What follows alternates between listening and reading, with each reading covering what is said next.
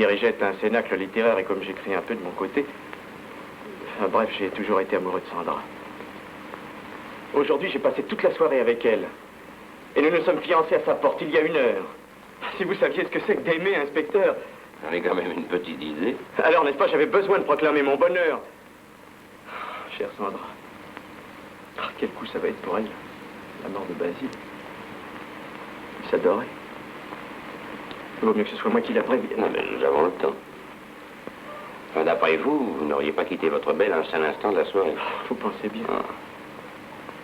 Alors, expliquez-moi ce que vous faisiez ici à 11h moins le quart, et ce qu'était devenu votre charmante fiancée pendant que vous assassiniez son frère. Voilà.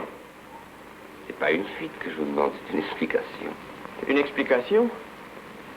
Elle est bien simple, je n'ai pas mis les pieds ici depuis 8 jours. C'est vous qui le dites. Un peu avant 11h, un homme a sonné. Il a donné votre nom en passant dans la loge des concierges.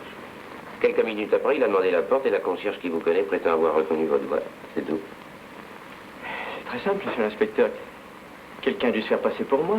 C'est évident. Si c'est pas vous, vous pouvez que ce soit un autre. Monsieur l'inspecteur, je vous jure que je suis innocent. C'est ce que disent tous les coupables. Mais enfin, Sandra pourra vous confirmer point par point ma déposition. Nous avons dîné au restaurant. Et nous avons passé la soirée au cinéma. Quel cinéma? Le Mondial. Il y a au moins 900 places au Mondial. Comment voulez-vous que je vérifie si vous y êtes resté toute la soirée? Bon, inspecteur. Merci, Sandra.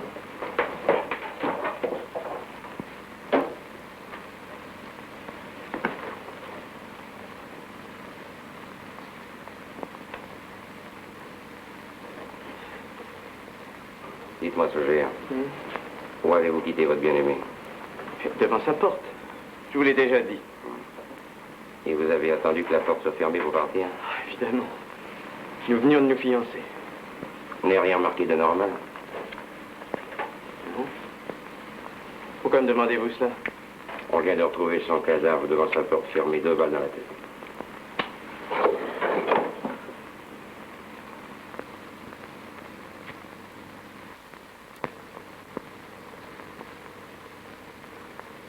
Oui, patron. Bien sûr, tout l'accuse. Et il serait déjà arrêté si je ne pensais pas que précisément tout l'accuse trop. Monnier vient de me téléphoner. Il n'y a rien au sommier. Oui, bien sûr, c'est ennuyeux. Enfin, fouillez partout, enlevez tous les papiers et tenez-moi au courant, hein? Et pour le Sogère, qu'est-ce que je fais? Carte blanche, très bien, patron, merci. Non, non, vous inquiétez pas, je ne laisserai pas filer. Au revoir, patron, à demain.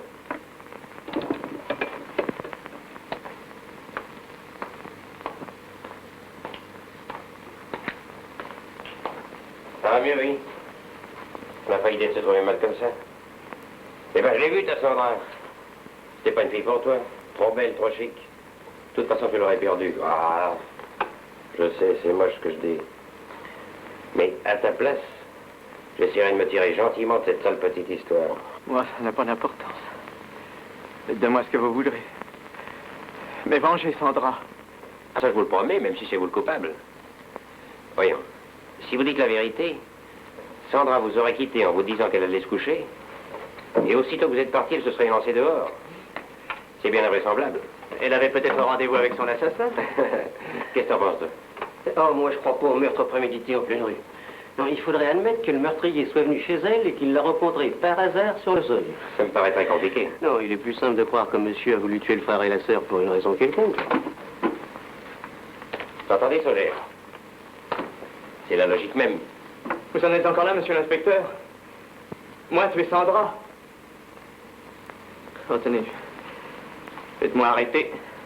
Jugé, condamné. Ça peut avancer les choses. Je suis prêt à avouer tout ce que vous voudrez.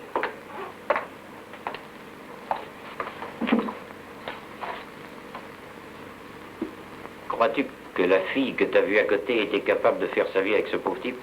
Non, patron, c'est ça qui cloche. Il pourrait même pas lui payer ses bas de soins. D'un autre côté, je le vois mal commettre 2 crimes en quelques heures.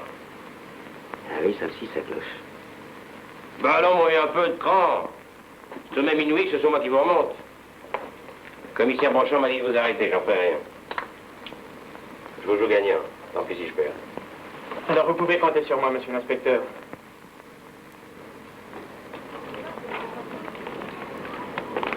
Déjà le jour. Un peu de marche nous fera du bien. Où allons-nous? Chez vous.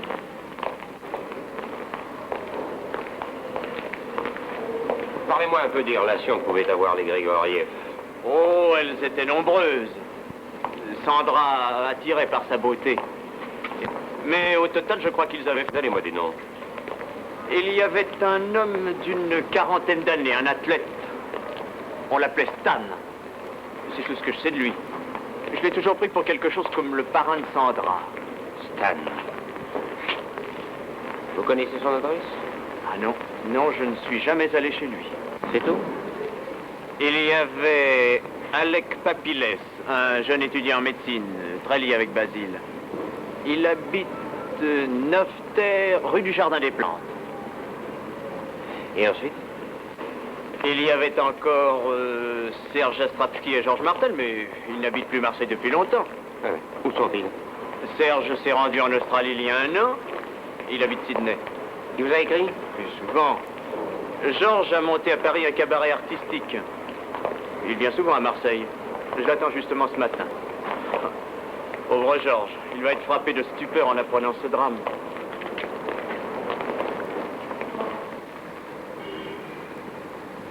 Mon Dieu, monsieur Solger, mais qu'est-ce qui vous est arrivé? Ce n'est rien, notre ami est tombé dans un escalier. Ah, monsieur Solger, vous allez avoir une surprise chez vous. Une surprise? Quelle surprise. Un de vos amis, il est arrivé hier soir vers 9h. Il était très mécontent quand je lui ai dit que vous étiez sorti. Il venait de très loin et il ne savait pas où aller coucher avec sa petite valise. Vous êtes sûr, moi, qu'il n'est pas reparti?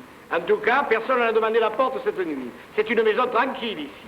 Les locataires n'ont pas l'habitude de vadrouiller toute la nuit.